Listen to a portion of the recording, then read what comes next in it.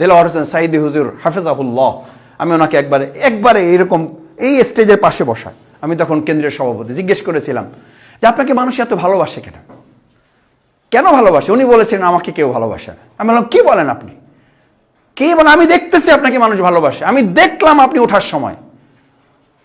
বলছে যে হ্যাঁ তা বাসে, কিন্তু আমাকে না, সেটা বাসে মহাগ্রন্থ আল কোরআনকে। আমি যদি কোরআনের কথা বাদ দিয়ে, আমি যদি ইসলামের কথা বাদ দিয়ে, আমি যদি আল্লাহর কথা বাদ দিই, আমি আমার বাবা মার কথা, আমি আমার নেতাদের কথা, আমি আমার শুধু জামাতের কথা বলি, একটা লোক আমাকে ভালোবাসবে শুধু না, আমার স্ত্রীও পর্যন্ত আমাকে ভালোবাসতে পারবে না। কারণ ভালোবাসাটা একটা মাখলুক, এটা কার সৃষ্টি?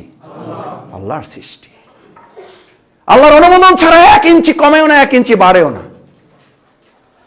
আপনি আল্লাহর দ্বীনের সেই ভালোবাসাকে বাদ দিয়ে যখন স্ত্রীকে শুধু ভালোবাসতে চেষ্টা করেন, তখন ওই সংসারটা জান্নাতের পরিবর্তে জাহান্নামের টুকরা হয়ে যায়। যায় না হয়ে সাহস করে বলেন। আপনি মনে করছেন কোনো খবর আমার কাছে নাই? যখন আল্লাহর ভালোবাসার পরিবর্তে আপনার সন্তানদের ভালোবাসা এসে মাঝখানে দাঁড়িয়ে যায়, তখন ওই সন্তানরাই বৃদ্ধাশ্রমে শুধু পাঠায় না, আজকে পত্রিকার খবর, চ্যানেলের নিউজ পাওয়া যাচ্ছে, তার গ্রামের বাড়িতে তার কফিন পাঠাবার পর তার কোন সন্তান, তার স্ত্রী তার জানাজায় পর্যন্ত হাজির হয় নাই। এই দৃশ্য আর কতদিন দেখলে তারপরে ঘুরে দাঁড়াবেন? এই দৃশ্য আর কত হাজার দেখলে তারপরে শুধু আল্লাহর জন্য ভালোবাসার সিদ্ধান্ত গ্রহণ করবেন? এই কথা যুগ যুগ ধরে বলে আসছি, শুধু আল্লাহকে ভালোবাসুন। আল্লাহ তাআলা আসমানওয়ালাদেরকে ডাকেন। কাদেরকে ডাকেন? আসমানওয়ালারা কারা? ফেরেশতাদেরকে ডাকেন, ফেরেশতাদেরকে ডাকেন।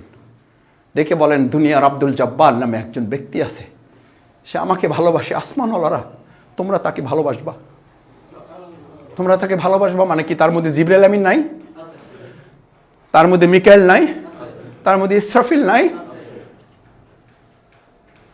তাহলে আমার এরপরও ডিসি লাগে, এরপর আমার কাউন্সিলর লাগে, এরপর আমার এসপি লাগে। আল্লাহ তাআলা এতটুকু বলে ছেড়ে দেন না।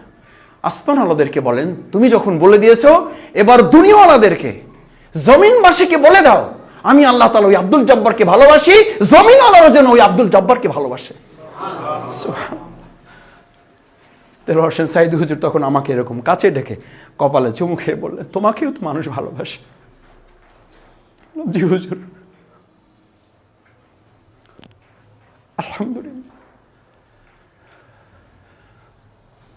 আলহামদুলিল্লাহ।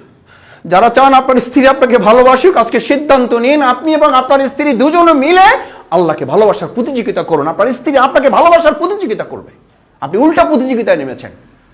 শাড়ি দিয়ে আপনার ভালোবাসা পাবেন না, বাড়িঘর ফার্নিচার দিয়ে পরিপূর্ণ করে সন্তানদের ভালোবাসা পাবেন না। লিখে রাখুন, যতদিন পর্যন্ত ওই স্ত্রী ওই সন্তানদেরকে নিয়ে এক জায়নামাজে চোখের পানি ফেলে আল্লাহর কাছে নিজেদেরকে সুপর্দ করতে না পারবে।